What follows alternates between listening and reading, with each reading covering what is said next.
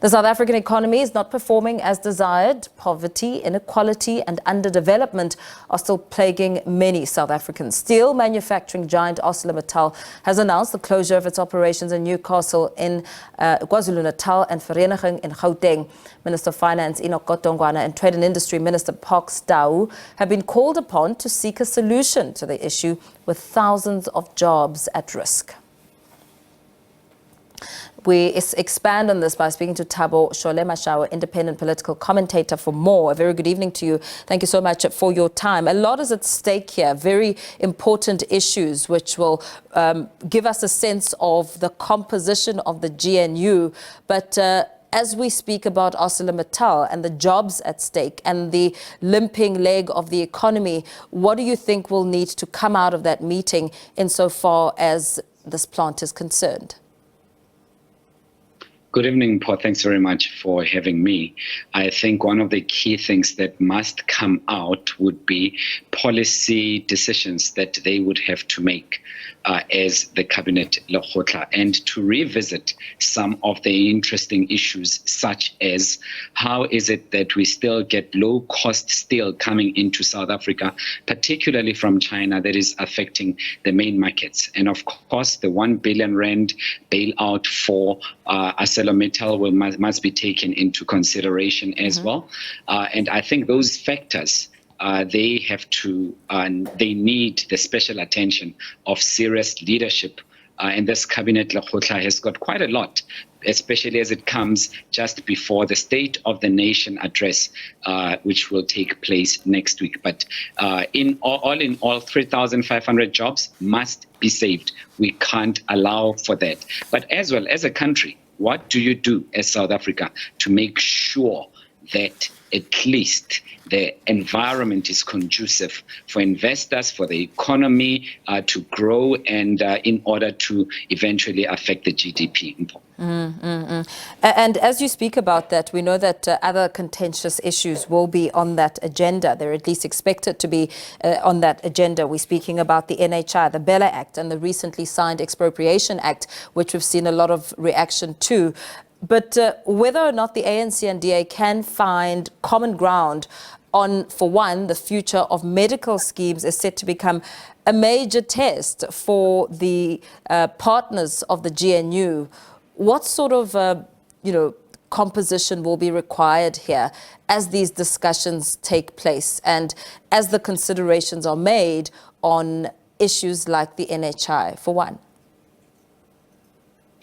Well, if we were to use a hospital metaphor, we would say that the state of the GNU is in a critical but stable state, simply because it has been absorbing a number of blows, and a number of wounds have been incurred by the body called the GNU. Of course, we were mentioning NHI, expropriation bill, amendment that just took place that we've seen right now, the Bella Act as well. And I think there will be more in the future. The biggest question is, can it withstand all of that if it is formed on sincerity of creating a better South Africa, or if it's really political posturing? And I think sooner or later we are going to see it crumble bit by bit. But on one hand, we have the DA that is not willing to let go.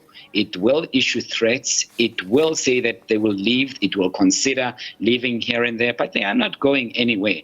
But also, it's not just about the DA and the ANC. There are other parties that are also in the GNU, which we need to take into consideration. But the big players are the two that I've just mentioned. So this Lekgotla as well is one of the litmus tests as to whether they'll come out united.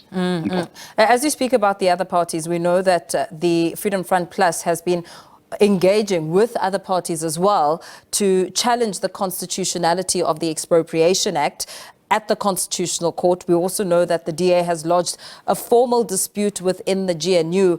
When it comes to the general mood of these discussions, what kind of approach will need to be taken so that coming out of it, there are solutions and there's a way forward? Well, one, we'll have to put South Africa first ahead of political interest. But two, the issue of transformation.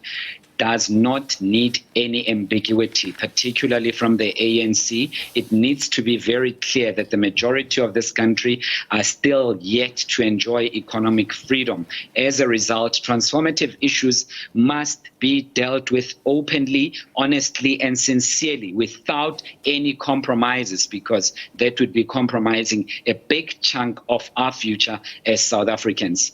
But three, most importantly, the state of our economy. We can say all these political platitudes that we want to utter every now and then. They have to remember the state of the South African economy that is fragile, that is not growing as it ought to, and that is not creating as many jobs that it ought to. And if they prioritize those three elements, I think they may be able to come out with something concrete other than just political posturing. But also, what do you do in order to avoid airing your dirty linen in public, and to make sure that you don't repeat what we've seen in the past big events, especially where legislation is concerned, the Bella Act, NHI pronouncements and expropriation? How do you manage internal issues so that they don't spill out to the public and create a disaster for the GNU? Yeah, this meeting's been described as a gathering of great minds.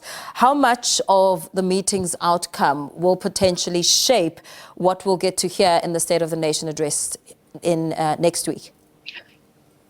It will. I think it will do much as far as shaping the State of the Nation address, as you will have various, for the very first time, at least in a long time, you have a number of parties that will be involved in shaping the State of the Nation address by President Cyril Ramaphosa. And we know in education, the DA, in public works and so on, they will have to input directly from their ministerial offices what the president will say. And I'm sure they are enjoying this process of not being screamers and shouters on opposition benches, but sitting behind offices and doing the difficult work of now shaping the future of the country as co-leaders in this GNU. I think also as the first State of the Nation, as one of the first, I should say, it is going to be very imperative for us to see the unity of all parties. And we will hear whether the critique of the DA that we are so used to, whether it will be as vocal as it used to be, whether or else they are going to be praise singers for the president, even if it goes against what the party ideology dictates inside the Blue Sea.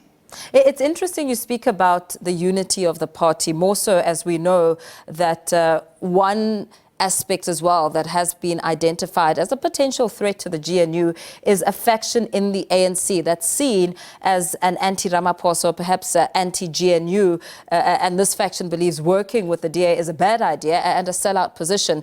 That in itself, of course, will require some sort of balancing act. So coming out of this Lekgotla, there is some form of stability. Yeah, and that faction, I think what we've heard, the faction that has been coming out very clearly would just be the SACP, but internally, they've been cowardly silent. They have been whispering in corners and not raising their voices. And you would think that after a party had received 40% under a president, they were going to be very vocal to say he must step down. We didn't hear any of that. They were cowardly sitting right at the back and propping up the GNU talk, speaking of consolidating power, coming up with 10,000 excuses why the GNU should work.